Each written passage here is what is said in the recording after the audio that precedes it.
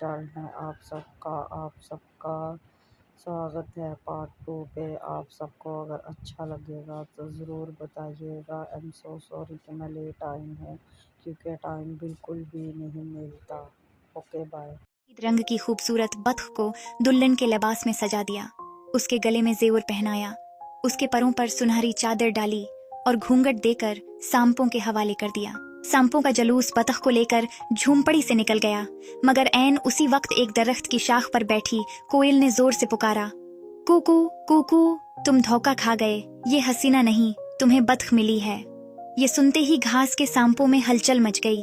وہ فوراً جھومپڑی کی طرف پلٹ آئے۔ ان کی آنکھیں قہر سے چمک رہی تھیں اور وہ غضبناک لہجے میں بولے، ہمیں دھوکہ دیا گیا ہے، ہمیں سچائی چاہیے، ہمیں اصلی دلہن دو۔ اب کی دفعہ ماں اور باپ نے ایک سفید رنگ کے خوبصورت میمنے کو دلہن کے لباس میں سجا دیا اور گھونگھٹ دے کر سانپوں کے حوالے کر دیا۔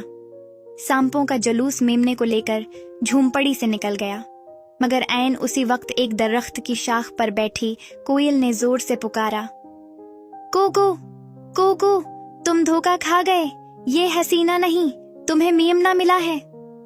یہ سنتے ہی گھاس کے سانپ جھومپڑی کی طرف پلٹ آئے اور غضبناک لہجے میں بولے، ہمیں دھوکہ دیا گیا ہے، ہمیں سچائی چاہیے، اصلی دلہن ہمارے حوالے کرو۔ سپروس کی قسمت کا فیصلہ ہو چکا تھا۔ بوڑھے ماں باپ کے پاس اب کوئی راستہ نہ بچا تھا۔ اگر وہ انکار کرتے تو سانپ ان پر قہر برپا کر دیتے۔ مجبور ہو کر انہوں نے آنسو بھری آنکھوں اور بوجھل دل کے ساتھ اپنی سب سے پیاری بیٹی کو شادی کے لیے تیار کیا۔ بہن بھائی سسکیاں بھر رہے تھے، مگر اب کچھ نہیں ہو سکتا تھا۔ سپروس کو گھاس کے سانپوں کے ساتھ رخصت کر دیا گیا۔ سانپ اسے لے کر جنگلوں، پہاڑوں، وادیوں سے گزرتے ہوئے ساحل سمندر پر پہنچے، جہاں ایک وجیحہ قامت روبدار سانپ ان کا انتظار کر رہا تھا۔ پلک جھپکتے ہی وہ سانپ ایک نہایت خوبصورت نوجوان میں تبدیل ہو گیا۔ نوجوان نے مسکرا کر کہا، سپروس، میں وہی ہوں جس سے تم نے وعدہ کیا تھا۔ میں کوئی عام سانپ نہیں، بلکہ سمندر کے نیلے پانیوں کا شہزادہ ہوں۔ سپروس دم بخود رہ گئی۔ وہ کچھ سمجھ نہیں پا رہی تھی کہ یہ خواب ہے یا حقیقت۔ شہزادے نے اس کا ہاتھ تھاما تو وہ خاموشی سے اس کے ساتھ چل دی۔